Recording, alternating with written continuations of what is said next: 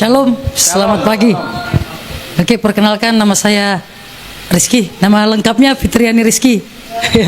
Fitri ya, Fitriani Rizky. Jadi saya tadinya dari kemarin Lebaran, sekarang Natal. Iya. Jadi saya mau menceritakan sedikit bagaimana Tuhan bawa saya sampai hari ini. Yang dulunya saya itu mau mati terus, bunuh diri terus kerjanya. Jadi saya lahir dari keluarga Bugis. Saya asli Parepare, orang Bugis. Kebetulan orang tua saya salah satu bangsawan Bugis. Ya. Tapi karena saya emang pribadinya yang salah bukan orang tuanya. Pribadinya emang bandel gitu kan. Saya disekolahkan di pesantren. Dulu saya berjilbab ya. dulu saya berjilbab gitu kan.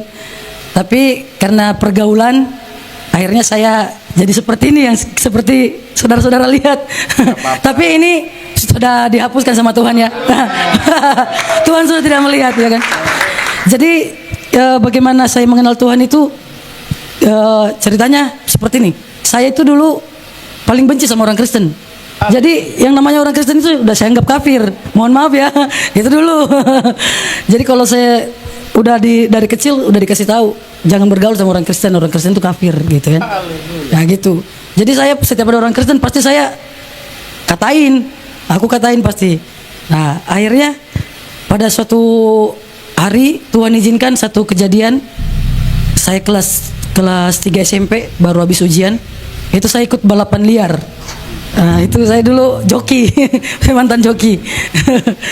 Nah, di situ saya kecelakaan, kedua kaki saya patah, gigi patah, rahang patah. Nah, di situ saya sempat nggak ingat apa-apa dan diponis sama dokter saya kena kanker otak di situ. Nah, 1 tahun berjalan, saya nggak bisa jalan, cuma berobat alternatif gitu ya Pak ya, alternatif. Akhirnya saya bisa jalan. Waktu pakai jalan pakai tongkat itu saya masih membara-bara tuh, masih pengen naik motor. Tapi papi saya almarhum baru meninggal kemarin. Pas ulang tahun saya meninggal. Ini papi saya yang mengucapkan salah satu ada kata-katanya menyakiti hati saya sampai akhirnya saya putuskan untuk bunuh diri. Karena cita-cita saya kan mau jadi polwan. Dan kedua orang tua saya sangat berharap saya jadi polwan waktu itu. Sementara pada saat saya udah kakinya patah, udah cacat lah, udah nggak bisa dan nggak ada harapan lagi.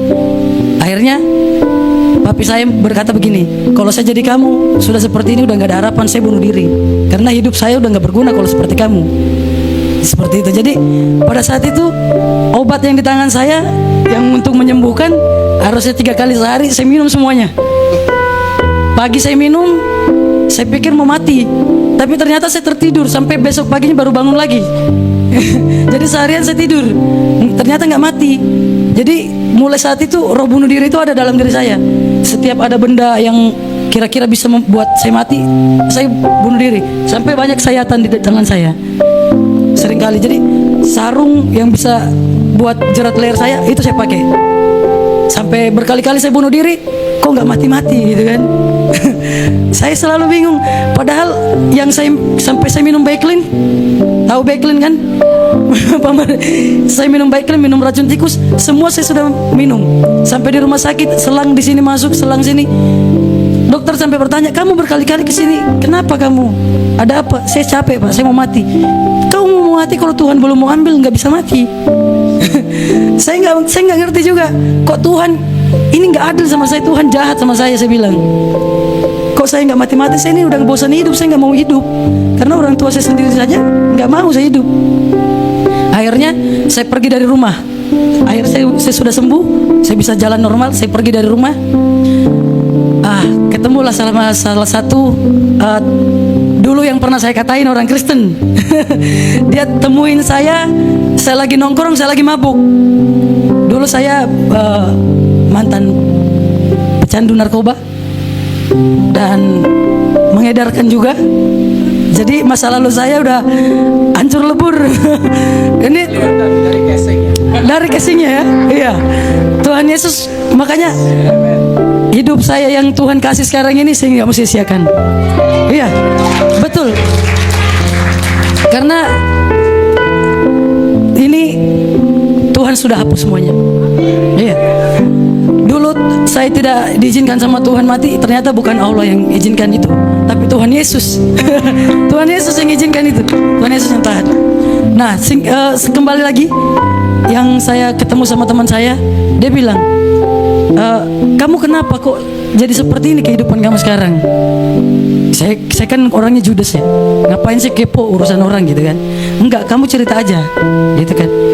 Nah, saya ceritakan bahwa saya ini pernah divonis dokter tahun 2011 kalau saya tidak meninggal saya amnesia.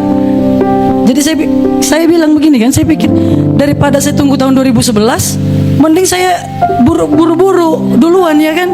Ngapain nunggu orang udah ditentukan mau mati, mending saya bunuh diri gitu kan. Tapi nggak mati-mati.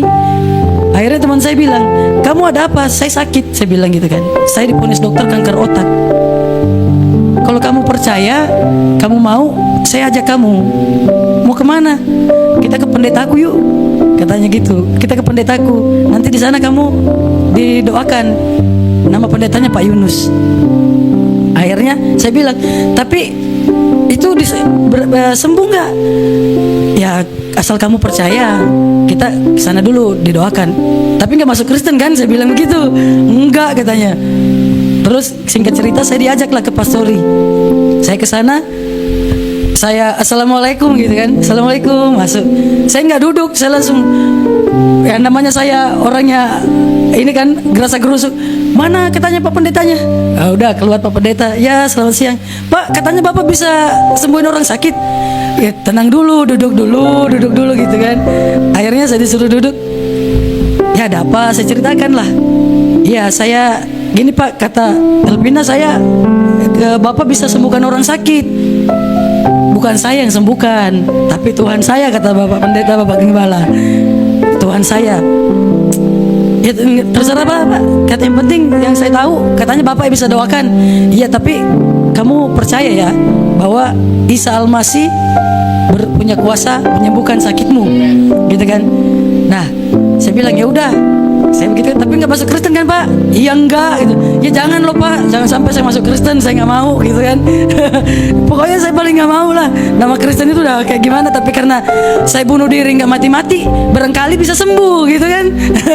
Ya udah, akhirnya Bapak Gembala, permisi, mohon maaf saya tumpang tangan lah Pak Pendeta, tapi mata saya melotot lihat dia gini. Dia tutup mata, ditumpang tangan. Tuhan yang kami sembah dalam nama Isa Al-Masih, kami percaya darahmu menyembuhkan Fitriani, apapun sakitnya sembuh dalam nama Isa Al-Masih. Dia bilang Isa Al-Masih, nggak pakai nama Yesus gitu kan. Ah, nah doa kayak gini saya juga bisa, kata saya kan. Ya udahlah saya pamit Pak, saya begitu. Udah Pak, terima kasih. Doa kayak gini saya juga bisa, saya kayak gitu kan. Ternyata doa seperti itu berkuasa. Iya, berkuasa. Saya yang pemabuk, lagi mabuk, doa itu terngiang-ngiang. Doa itu terus, saya lagi mabuk ini. Saya lagi mabuk, teman saya lagi udah muter itu minum tuh. Saya lagi mabuk, tapi setengah sadar kok doa itu terulang-ulang terus. Tapi Isa Al-Masih terganti Yesus gitu kan. Aduh. Ini yang tadinya mabuk jadi sadar gitu kan. Tanpa saya sadari, itu kaki saya melangkah sendiri ke pastori. Saya sendiri yang datang, Pak, saya mau didoakan lagi Pak. Gitu. Nah, yang tadinya saya itu kalau sakit kepala, orang dewasa bisa injak kepala saya nggak berasa. Kalau saya sakit kepala, darah keluar dari sini, darah. Itu setelah berkali-kali berulang kali saya datang sendiri, udah nggak minta ditemenin. Saya datang sendiri ketagihan. Doa yang seperti itu kan. Tapi semenjak didoakan itu saya nggak pernah merem. Saya selalu perhatikan matanya Bapak. Bapak Gembala, dia tutup mata begini kan. Tapi saya melotot aja liatin. Tapi pikiran saya main. Ini kok dia berdoa kayak yakin banget gitu kan. Akhirnya setiap saya pulang, doa itu selalu saya ucapkan sendiri. Puji Tuhan, pada saat waktunya saya check up, saya kontrol, dokternya bingung. Dokternya bingung. Maaf Mbak, ini saya yang salah diagnosa atau ada mujizat? Ada apa dokter? Ini kok sel kankernya nggak ada katanya. Wah, saya bilang wah hebat pendetanya. Di situ kan saya belum tahu kalau itu Tuhan Yesus ya. Paham saya pendetanya yang hebat. Wah hebat pendetanya, saya mau masuk Kristen hari ini juga. Saya datang ke pastori, Pak hari ini saya mau masuk Kristen. Kenapa? Saya sembuh Pak, nggak ada kanker. Itu bukan pekerjaan saya, itu Tuhan Yesus katanya. Wah, sejak saat itu saya bilang Tuhan Yesus luar biasa. Jadi saya dijadwalkan untuk dibaptis, ternyata bocor ke keluarga saya. Nah, di sini awalnya ini saya dicambuk ini. Saya dijadwalkan mau dibaptis, saya dipastori kan, karena biar saya nggak terlambat, takutnya saya nggak bisa datang, jadi saya nginep di pastori. Kebetulan dari mulut ke mulut terdengar lah, karena keluarga saya di Parepare, orang tua saya itu cukup terkenal ya. Kalau disebutkan namanya, apalagi di daerah pelabuhan, nggak ada yang nggak kenal. Iya, jadi disebutkan namanya, anaknya Basri Tajang mau dibaptis nanti hari Minggu. Terdengar, akhirnya kakak saya sama papi saya almarhum datang dengan motor, dia geruduk, datang ngamuk di pastori. Siapa yang mau baptis anak saya katanya? Bawa balok. Gembalanya keluar, maaf Pak, ada apa? Anak saya mana? Kamu jangan mau seenaknya anak saya mau dikristenkan ya. Bapak tenang dulu, seperti biasa gayanya. Tenang dulu Pak, duduk dulu. Saya lagi berdoa di dalam, tapi dengar lagi didoakan kan, di dalam doa persiapan. Tapi lagi dengar ini ada ribut-ribut di depan. Akhirnya saya ngintip, waduh papi saya gawat. Ini pasti dibakar rumah ini karena papi saya, mohon maaf papi saya mantan pembunuh. Jadi bukan bangga tapi ngeri ya. Orangnya udah almarhum sih. Jadi papi saya, kakak saya, adik saya semuanya mantan pembunuh. Jadi yang datang jemput saya itu semuanya bajingan ya. Mohon maaf. Jadi datang, saya langsung dijapit, dibawa pulang ke rumah. Sampai di rumah saya dicambuk, saya diikat, tangannya diikat ke belakang di tiang. Karena kamu mau jadi Yesus toh katanya. Yesus itu diginiin, oh dipukul pakai selang. Saya di selang segede yang seperti ini yang tebel, dipukul sampai badan saya biru-biru, berdarah-darah. Mami saya saya pikir mami saya mau tolongin, mami tolong. Enggak, ini papi tambah pukul, bunuh dia, halal darahnya diminum. Nah itu saya sampai berteriak Allahu Akbar gitu kan, karena kan masih ke bawah yang kemarin ya. Allahu Akbar. Bapak saya, jangan kau bilang Allahu Akbar, kamu itu anak kafir begitu, kau malu-malukan orang tua. Terus selang yang di tangan papi saya patah, mami saya ambil yang baru, ini pukul lagi sampai mati, jangan lepaskan dia sampai mati. Pas saya teriak Yesus, tolong Yesus, selangnya patah gitu kan. Nah itu papi saya berhenti mukul. Saya diseret masuk ke kan rumah Bugis itu rumah panggung ya, rumah panggung, di bawahnya bisa ditempatin tidur. Saya diseret, saya dibawa ke kamar bawah. Di situ saya dirantai. Papi saya bilang, sampai membusuk kamu di sini saya tidak akan lepaskan. Kamu jangan panggil nama saya, panggil saya nama anjing kalau saya lepaskan. Wah itu udah, karena saya kenal papi saya, ini pasti terjadi. Papi saya udah gembok itu rantai di kaki saya dan naik. Terus di atas masih ngomel-ngomel, masih marah-marah. Mami saya juga masih manasin kan, masih jadi kompor. Jadi mami saya ini kompornya nyala-nyala, gasnya baru. Gasnya isi ulang. Masih baru gasnya. Itu anak kayak gitu bunuh aja. Apalagi mami saya kan papanya guru ngaji. Di sekolah kan di pesantren malah jadi Kristen. Anak kurang ajar begitu kan. Akhirnya papi saya karena dia bilang sampai membusuk, waduh, saya berpikir pasti saya busuk di sini. Akhirnya saya bilang kan, saya ingat, oh Tuhan Yesus kemarin tolong saya. Akhirnya saya bilang lagi, Tuhan Yesus kalau memang benar kau Tuhan, benar-benar ini Tuhan, nggak tawar-menawar. Ini saya pergi dari rumah langsung kabur, nggak balik-balik lagi. kalau semalam ini saya dilepaskan sama papi saya, ini gak diragukan lagi, Yesus adalah Tuhan.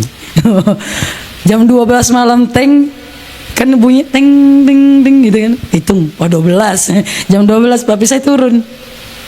Nah, kamu jangan kayak gitu lagi ya. Dilepas sambil dibuka gemboknya. Nah, kamu jangan kayak gitu lagi ya. Kamu jangan kayak gitu lagi ya. Dibuka, sini naik. Aku dibawa naik ke kamar, suruh tidur. Tunggu sampai jam 2, orang semua tidur, saya kabur. Sampai sekarang gak pulang-pulang.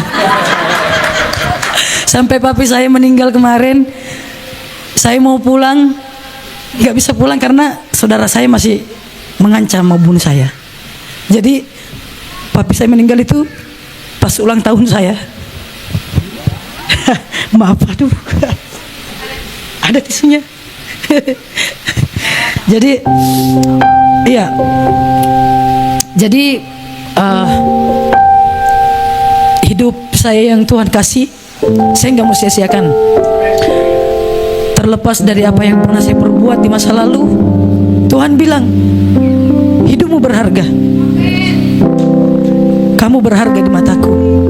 Dia yang dulunya saya selalu merasa saya ini nggak berguna. Benar kata papi saya, benar kata orang tua saya ini nggak berguna. Saya mending mati gitu kan. Tapi Tuhan Yesus lain. Tuhan Yesus bilang, sekalipun dunia menolak kamu, kamu berharga di mataku. Makanya saya setiap hari saya selalu rindu apa nih yang harus saya lakukan untuk menyenangkan hati Tuhan. Sampai suatu hari kemarin saya bertemu dengan Ibu Golda, ya. Jadi saya kesini nih ketemu sama Ibu Golda bukan satu kebetulan ya, rencana Tuhan. Jadi saya selalu setiap hampir 2 minggu sekali saya keliling komplek, keliling kampung doling namanya, doa keliling. Karena saya percaya di atas pujian ada kuasa. Jadi saya keliling itu yang namanya katanya orang kalau dulu sebelum kenal Tuhan namanya ngamen. Kalau sekarang ini pelayanan kan. Saya nyanyi doa keliling. Saya nyanyi pakai lagu pujian. Jadi kalau ngamen orang pakai lagu dunia, kalau saya nggak pakai lagu pujian. Saya keliling kampung, keliling komplek. Akhirnya ketemu sama Ibu Golda. Ya, puji Tuhan. Ya, jadi Tuhan yang tadinya saya hampir gila, saya hampir putus asa, udah bukan hampir lagi, sudah putus asa, tapi Tuhan berikan hidup baru, Tuhan berikan pengharapan baru, dan Tuhan ternyata punya rencana. Saya dipilih untuk melayani orang-orang gangguan jiwa. Jadi teman-teman, saudara-saudara bisa lihat di YouTube ya. Saya pelayanan kami ada di YouTube. Nanti kalau ada waktu, satu tim saya juga semuanya dari seberang. Semua dari seberang. Kami satu tim, semuanya dari seberang, ini dari Madura.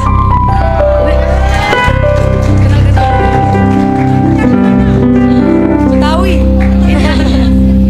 Salam. Apa ya? Gak apa-apa. Kalau saya dari Madura Arab. Ya. Madura, Bangkalan. Iya, tapi besar di sini. Papa yang di sana, gitu.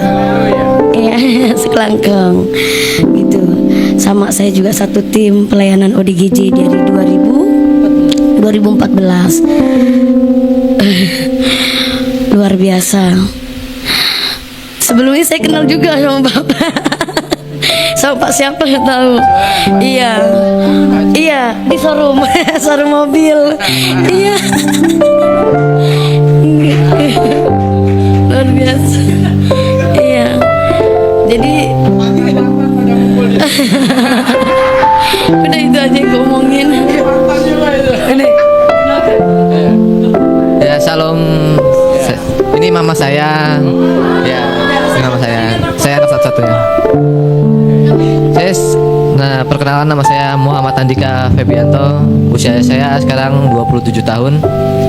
Saya mau cerita sedikit, boleh Pak? Boleh, sebentar saya ya.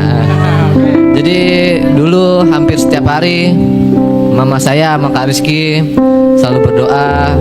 Pagi, malam, siang, pokoknya hampir setiap hari tuh bisa 4 kali berdoa. Dan dan setiap hari itu nama saya selalu disebutkan. Muhammad Andika, Tuhan Yesus, kami percaya Muhammad Andika ikut kami. Di situ saya selalu merasa jijik. Saya benci banget sama mama saya dulu. Saya benci banget. Pasti bisa. Akhirnya setiap saya ngeliat mama saya berdoa, saya selalu gini. Saya angkat bahu saya.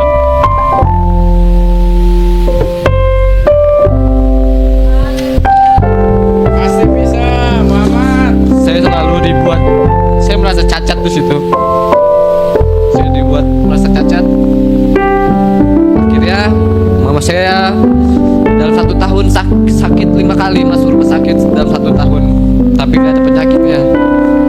Di situ saya berdoa, kalau memang Yesus Tuhan, saya minta mama saya sembuh detik ini juga, maka saya akan masuk Kristen. Tapi Tuhan gak kasih ternyata. Akhirnya saya pernah bilang mama saya nggak mau nikah kalau nggak mau orang kampung. Saya kenal sama istri saya sekarang dari game, kenal 2 tahun, dan dia orang desa dari Gorontalo, Muslim juga. Dia pakai cadar. Akhirnya saya bilang sama Tuhan, kalau memang ini jodoh saya dan dia selamat sampai Jakarta karena dia diancam sama mamanya mau dibunuh, mau nikah sama anak orang Kristen. Saya bilang kalau dia nyampe ke Jakarta dengan selamat, saya mau masuk Kristen. Akhirnya dia datang ke sini dengan selamat, tapi saya lupakan jadi saya dengan Tuhan. Karena sekali lagi